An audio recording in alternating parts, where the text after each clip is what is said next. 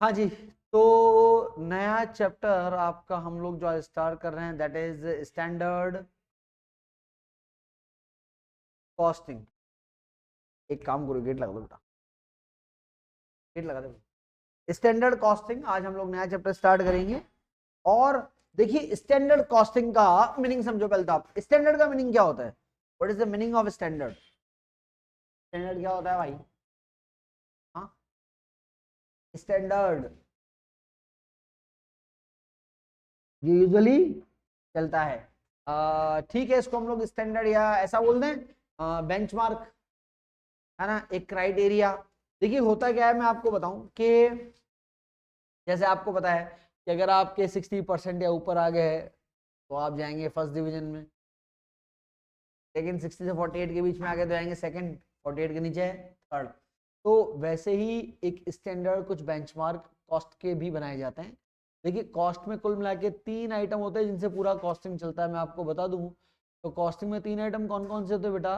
एक होता है बेटा आपका मटेरियल, एक होता है आपके पास लेबर, ठीक है, और एक होता है आपके पास ओवर,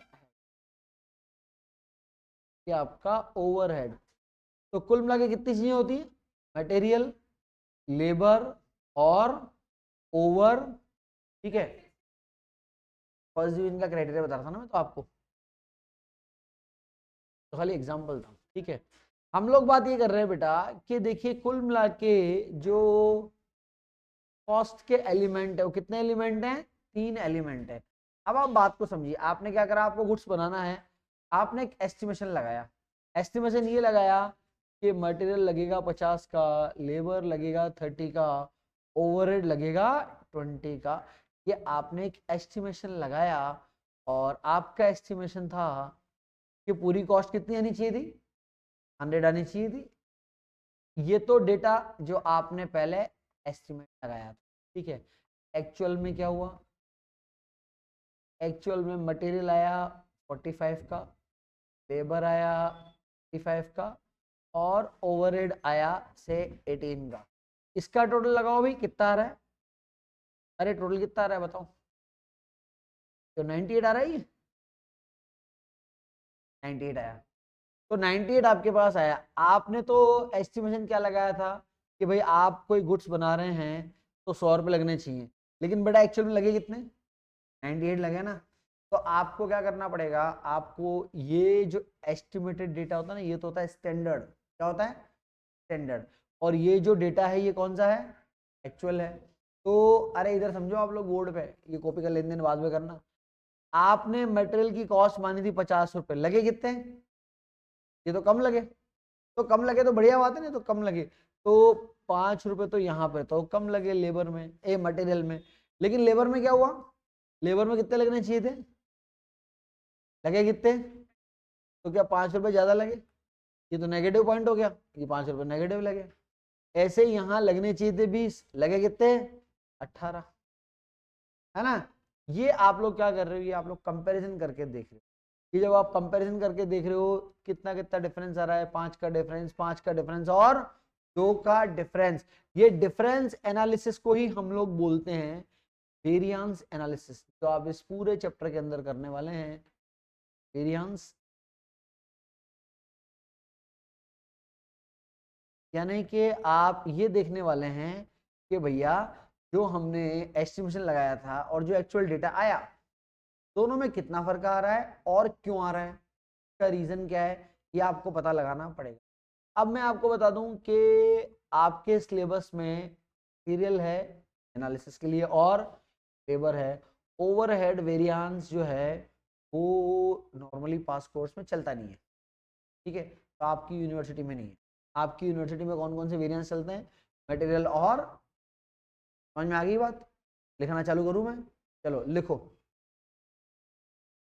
हाँ जी, तो इसमें लिखें आप।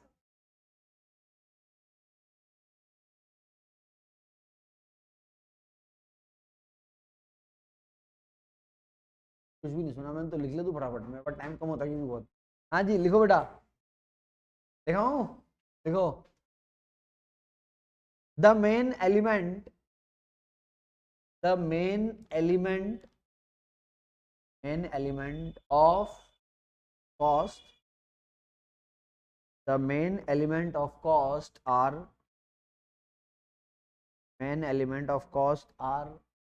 material, labor, material, labor, and overhead, material, labor and overhead.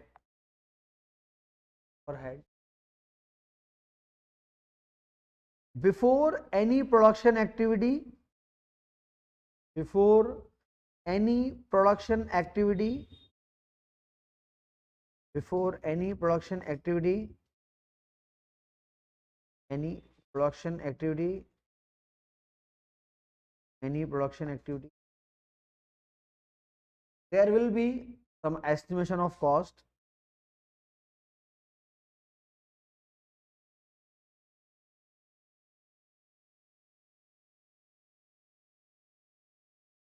Estimation of cost, and after the production,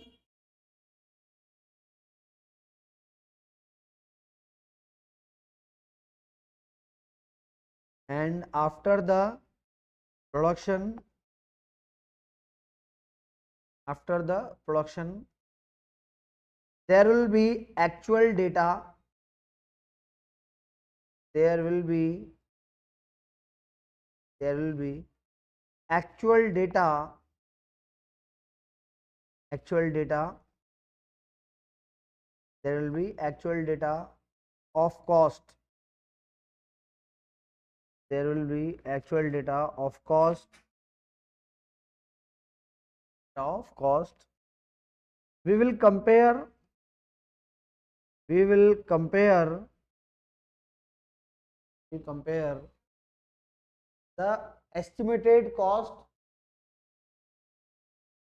we compare the estimated cost and compare the cost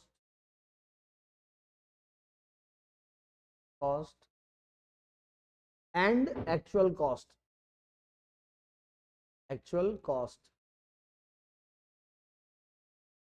cost and actual cost, and analyze the reason of difference, and analyze the reason of difference, analyze the reason of difference,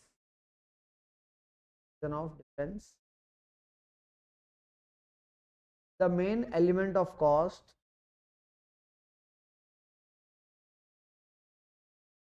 the main element of cost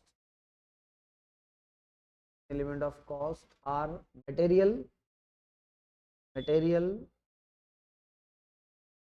labor,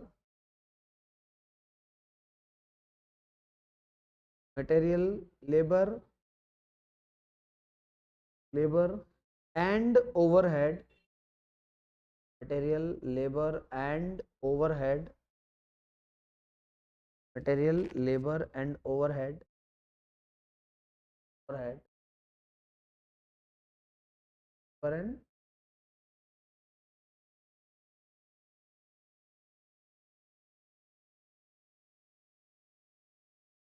the whole analysis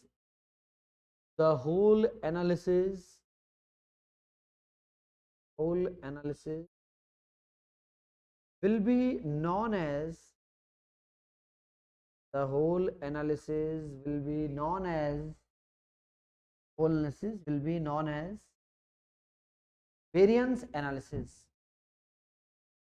the whole analysis will be known as variance analysis.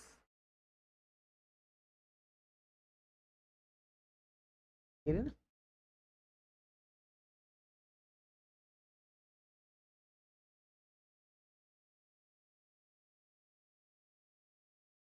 ठीक है,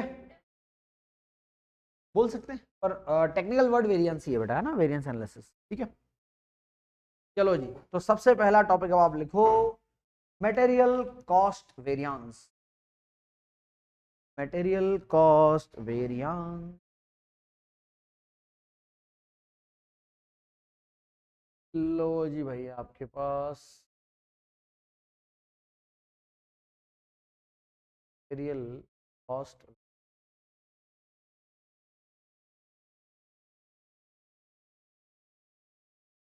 sir basic example,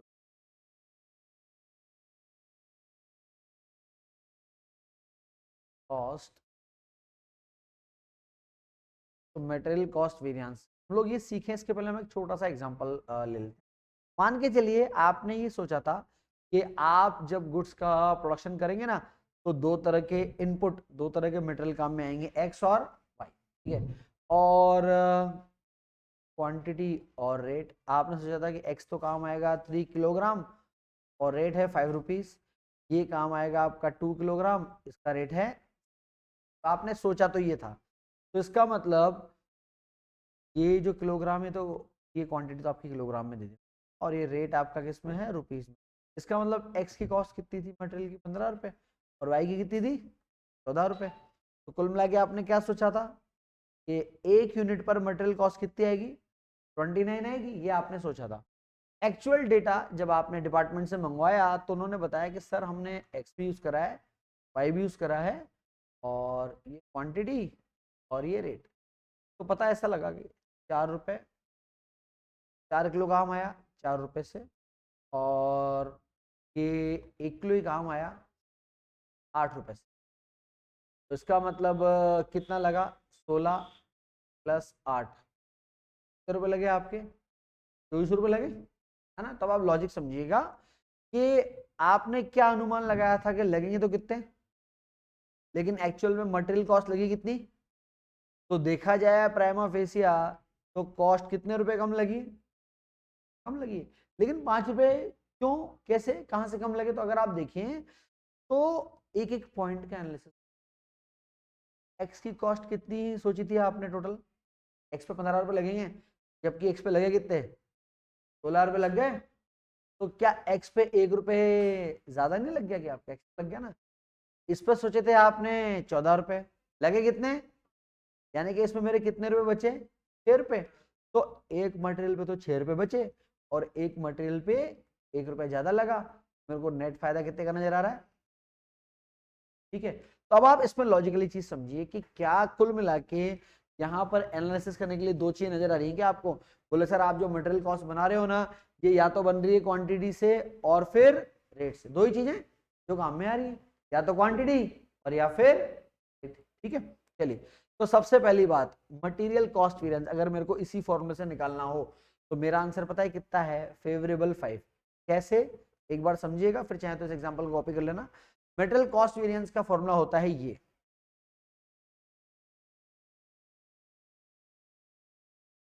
standard quantity multiply by standard price minus actual quantity multiply by actual.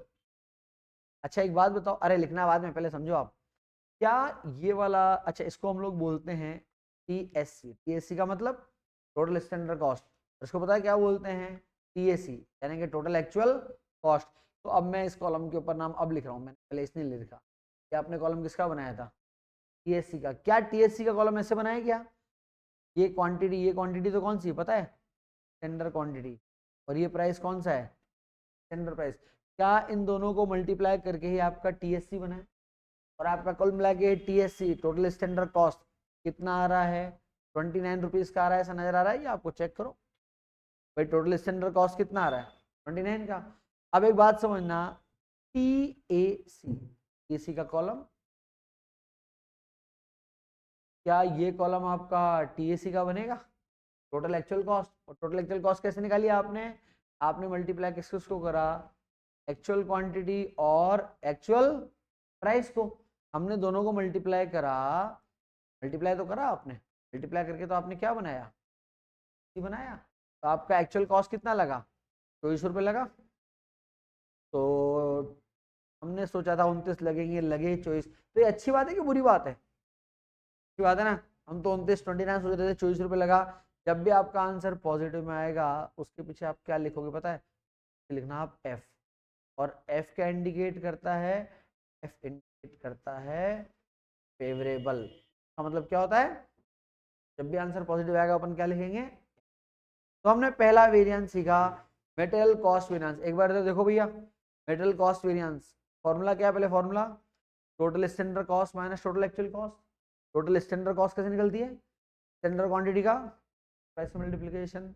Actual cost कैसे निकलती है बेटा, actual quantity का price से multiplication.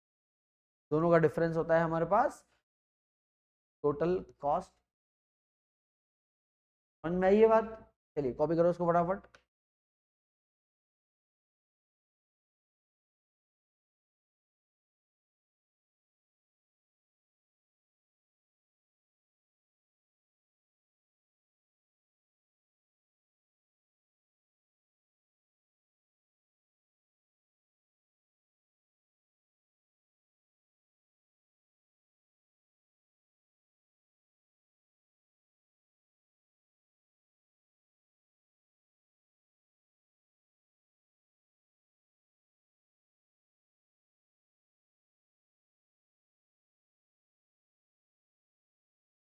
चलोगे मुझे करोगे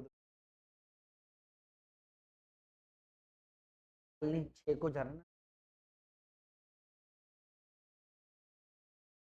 अरे ऐसे कैसे तुम जाओगे, कुछ बच्चे तो चल जाए, उनका बच्चे तो मेरे बिना ही जाए वो। हाँ यार मौसम खराब चल रहा है। हाँ बेटा कॉपी हो गया क्या।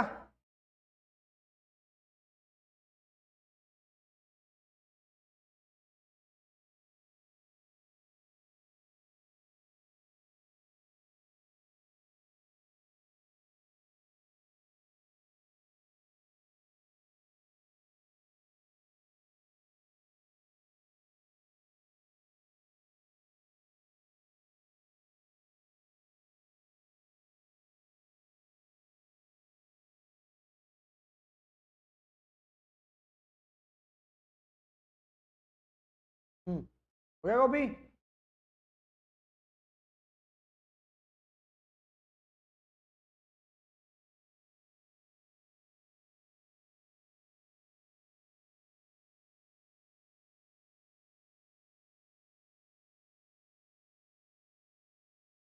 यार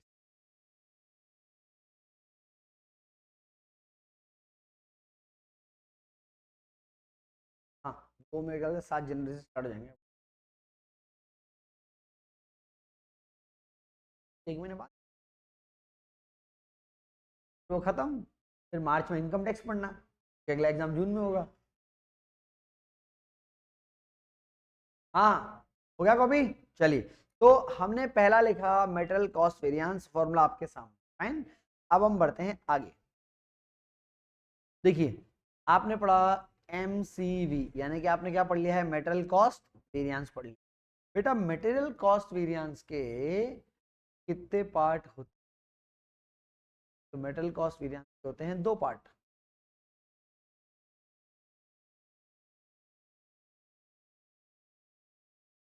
और 2 पार्ट कौन, एक बात बताओ ना, ये कॉस्ट जैसा कि मैंने आपको बोला, कॉस्ट कितनी चीजों से बनती है, 2 चीजों से बनती है ना। 2 चीजें कौन कौन सी, क्वांटिटी बनती है और एक रेट, इससे बनता है। तो अगले 2 वेरिएंस इससे रिलेटेड है। देखो एक तो होता है आपका material price variance. Price variance का मतलब कि प्राइस की वजह से कितना डिफरेंस आ रहा है। शॉर्ट में मटेरियल प्राइस वेरिएंस को क्या बोलेंगे हम लोग, एमपी, मटेरियल प्राइस वेरिएंस। अब देखो इसको रटने की जरूरत नहीं, ऐसे समझ जाओगे आप। प्राइस वेरिएंस का वेरिएंस, प्राइस वेरिएंस का मतलब फर्क। तो प्राइस का फर्क, तो दोनों प्राइस ले लो, कौन कौन से, standard price minus actual price, और बाहर इससे मल्टीप्लाई करेंगे किससे हम, एक्यू, एक्चुअल क्वांटिटी। देखो अभी मैं आपको प्रूव करके बताता हूं। दोनों का प्राइस, आपने 2 तरह के गुड्स यूज करे थे ना, कौन कौन से, एक्स और वाई। जरा मेरे को एक्स का प्राइस बताना कितना था और वाई का कितना था।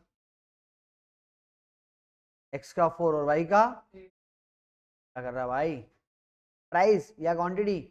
चलो मैं ही देख लेता हूँ ना तुम्हारा। प्राइस था 5 और 7 स्टैंडर्ड, ये देखो इधर 5 7 और 4 8, तो 5 7 4 8 ऐसे है ये 5 7 4 और 8, ठीक है।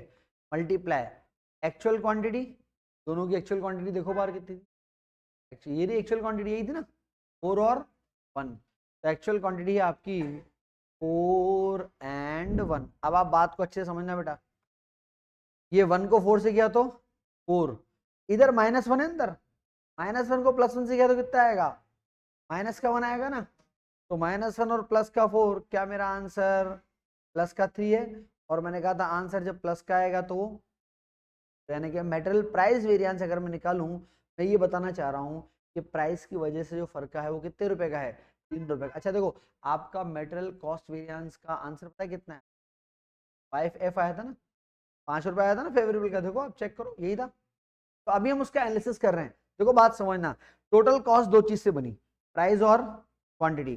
प्राइस की वजह से जो डिफरेंस आ रहा है वो कितने रुपए का आ रहा है, 3 रुपए का। अब क्वांटिटी की वजह से डिफरेंस आना चाहिए, दो चेक करते हैं आ रहा है कि नहीं आ रहा है। तो क्वांटिटी के बेस पे जो वेरिएंस है ना बेटा, उस वेरिएंस का नाम क्या है, यहां पर लिखना, that is material usages variance.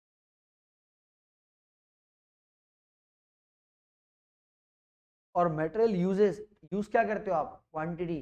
बेटा यूजेस वेरिएंस का formula standard quantity minus actual quantity, और इसको स्टैंडर्ड प्राइस से मल्टीप्लाई करते हैं। क्या लिखा मैंने, दोनों का डिफरेंस स्टैंडर्ड क्वांटिटी और एक्चुअल क्वांटिटी। देखो ध्यान समझो, मैं आपको फिर बोल रहा हूँ, रटने की जरूरत ही नहीं है आपको।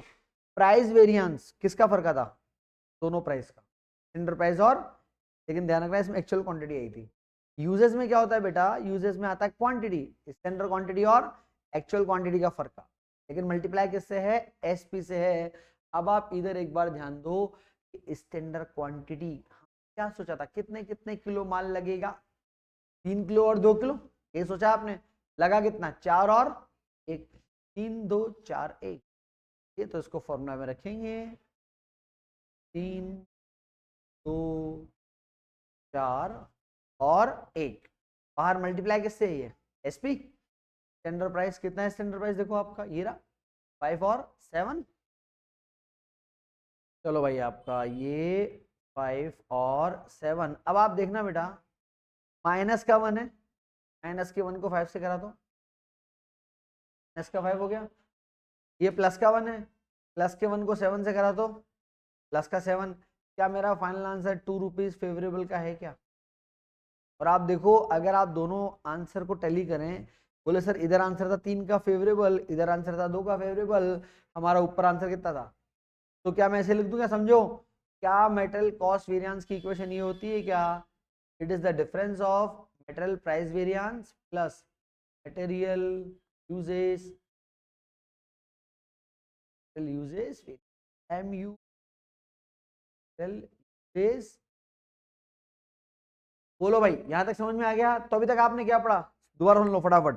हमने पढ़ा है मटेरियल कॉस्ट वेरिएंस, आज हम लोग मटेरियल पढ़ रहे हैं, कौन सा दिखाऊं, यूज वाला दिखाऊं तेरे को, प्राइस वाला कॉपी कर लिया सबने, चलो यूज, ओके मैं फॉन्ट छोटा करता हूँ, सब एक बार में आ जाएगा, ये लो टांग दिया इसको इधर। पहले कॉपी करोगे फिर प्रवचन सुनोगे मतलब है, चलो ठीक है कॉपी करो फटाफट।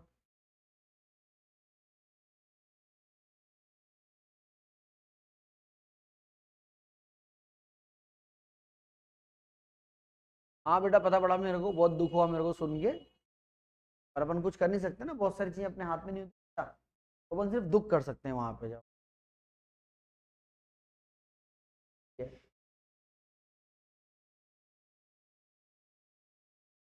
चलो कॉपी कर लो इसको फटाफट।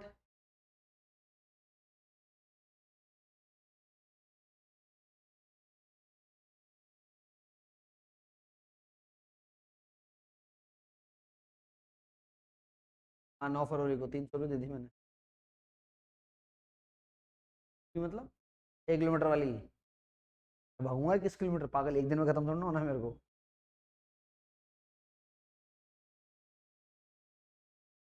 वो 9 तारीख का कोटा हाट वाइज वाले वो चलेगा ना, तू तो 21 किलोमीटर में करो ना।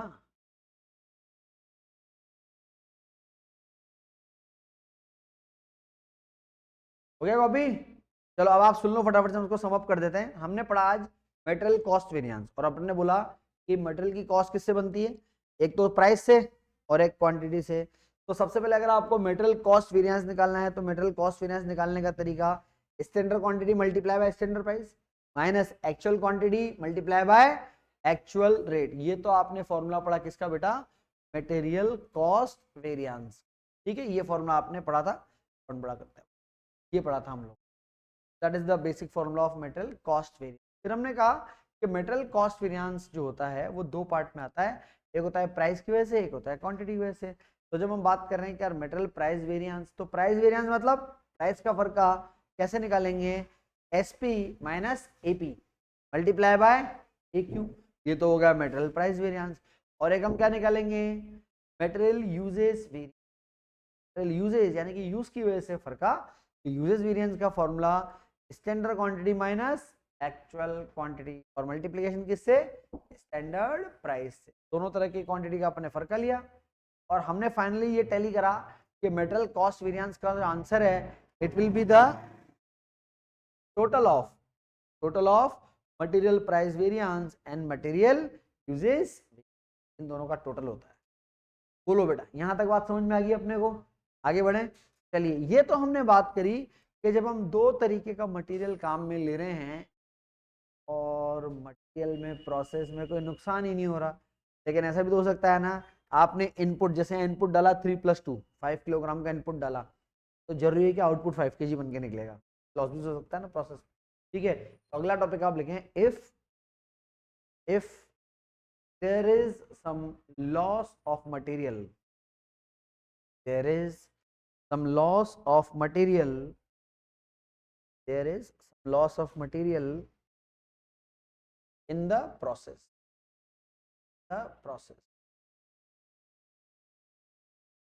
देखो इसमें मैं आपको एक मजे की चीज बताऊं, आपने यहाँ पर देखा, जब आप ये मटेरियल कॉस्ट वेरिएंस पढ़ रहे हो तो आपने क्या देखा बेटा, कितने एलिमेंट आपको नजर आ रहे हैं, क्या 4 एलिमेंट है क्या, एस क्यू, एस पी, ए क्यू, और हाँ यार ऐसे डराया मत कर मेरे को, रखिए ना, हाँ नहीं डराते बेटा। चलो, तो हमने 4 एलिमेंट पढ़े, ऐसे वो लेबर वाले चैप्टर में हो गया था, पहली क्लास ही रिकॉर्ड नहीं हुई कम वक्त उसमें। हाँ जी, एस क्यू, एस पी, ए क्यू और ए पी। अब आप बात को ध्यान समझना, मेरे को पता है सिर्फ एक चीज समझानी, एस क्यू, बोले सर बाकी 3 कौन समझाएगा, 3 समझाने की जरूरत ही नहीं है क्योंकि तीनों तो क्वेश्चन में गिवन होती हैं। आपको क्या समझना है, सिर्फ एस क्यू, स्टैंडर्ड क्वांटिटी, है ना। अच्छा, ये सब में हालांकि मैंने टॉपिक आपको नया लिखा दिया है, उसमें भी चलेगा पुराने में, पर पुराने में क्या होता है, इतनी जरूरत नहीं पड़ती, इस नए वाले में जरूरत पड़ती। सबसे पहले आप लिखो S Q, meaning of S Q, meaning of S Q, meaning of S Q, इसमें आप लिखें बेटा, it is the standard quantity needed, is the standard quantity needed, standard quantity needed for, standard quantity needed for actual production, needed for actual, ठीक है, आप लिखो, जैसे मैं आपको एक एग्जांपल लिखूं, फॉर एग्जांपल अगर मैं आपको बोलूं कि भाई एक स्टैंडर्ड जो हमारा है, वो स्टैंडर्ड हमारा ये कहता है कि अगर हम एक यूनिट बना रहे हैं तो हमको 5 kg का रॉ मटेरियल चाहिए। कितना रॉ मटेरियल चाहिए, 5 kg। अगर हम आउटपुट कितना बनाना चाहते हैं, 1 यूनिट बनाना चाहते हैं तो 5 किलो मटेरियल चाहिए। अब मैं आपको बोलूं कि बेटा एक्चुअल हमारा जो प्रोडक्शन है, बोले एक्चुअल प्रोडक्शन हमने करा से 60 यूनिट का, और 60 यूनिट बनाने में हमारा मटेरियल काम में आया 270 किलोग्राम। समझना बात को, आप तो समझो, आप क्या लिखा मैंने, पहले तो मैंने ये बोला कि भैया स्टैंडर्ड क्या है, 1 यूनिट बनाने में कितना मटेरियल लगता है, 5 किलोग्राम। और आपको फिर बाद में बताया गया क्वेश्चन में कि आपने बताया कितनी यूनिट बनाई है और 60 यूनिट बनाने में कितना मटेरियल लगा, ये एक्चुअल डेटा है। अब आप बात को समझो कि भाई यहाँ पर अगर हम एस क्यू निकालना चाहें तो एस क्यू कितना होगा। एस क्यू का मीनिंग मैंने आपको क्या लिखा है, पढ़ो एक बार। क्या लिखा आपने एस क्यू का मतलब, क्या लिखा आपने एस क्यू का मतलब, स्टैंडर्ड क्वांटिटी फॉर। अब एक बात बताओ, अगर मैं आपको बोलूं कि यार मेरे को 60 यूनिट बनानी है, 60 बनाई ना आपने, मैंने कहा यार मेरे को 60 यूनिट बनानी है, प्लीज मेरे को बताएंगे मुझे कितना मटेरियल खरीदना चाहिए था, बताओ। अगर मेरे को 60 यूनिट बनानी है तो मुझे कितना मटेरियल खरीदना चाहिए था, लगाओ दिमाग। बिल्कुल भाई, आप क्या बोल रहे हो ना कि सर आप ही तो बता रहे हो 1 यूनिट बनानी है तो कितना मटेरियल चाहिए। तो सर अगर आप बोल रहे हो कि अब मेरे को तो 60 यूनिट बनानी है, तो सर 60 यूनिट बनानी है तो 5 किलो के हिसाब से कितना मटेरियल मेरे को मार्केट से खरीदना चाहिए था, खरीदना चाहिए। That is the basic meaning of SQ. SQ का मीनिंग जो आप लिखा ना, अब आपको समझ में आएगा। क्या लिखा आपने एसक्यू, देखो, standard quantity for actual output. तो अगर आपने 60 यूनिट बनाई है तो हमारा स्टैंडर्ड तो क्या बोलता है कि सर अगर आपने 60 यूनिट बनाई तो आपको 300 किलो माल लाना चाहिए बाजार से, जबकि एक्चुअल में आपको यूज कितना हुआ है, ओनली। तो ये जो 270, इधर सुनो बेटा, ये 270 तो क्या है, AQ, और ये 300 क्या हो जाएगा बेटा आपका, SQ हो गया, AQ हो गया। और बाकी क्वेश्चन में AP और SP वो अलग से दिए होते हैं, उसकी कोई दिक्कत, ठीक है। ये स्टैंडर्ड क्वांटिटी का मीनिंग होता है, तो ये ध्यान रखिएगा, क्योंकि आप जो गलती करोगे वो सिर्फ यहीं पे गलती करोगे। ढंग से इसको सीख लेना। स्टैंडर्ड क्वांटिटी का मतलब क्या होता है, स्टैंडर्ड क्वांटिटी का मतलब standard quantity for actual output, ठीक है। चलिए कर लें इसको कॉपी, कल आपको आगे क्वेश्चन। रॉ मटेरियल लिखा होता 5 kg ऑफ रॉ मटेरियल।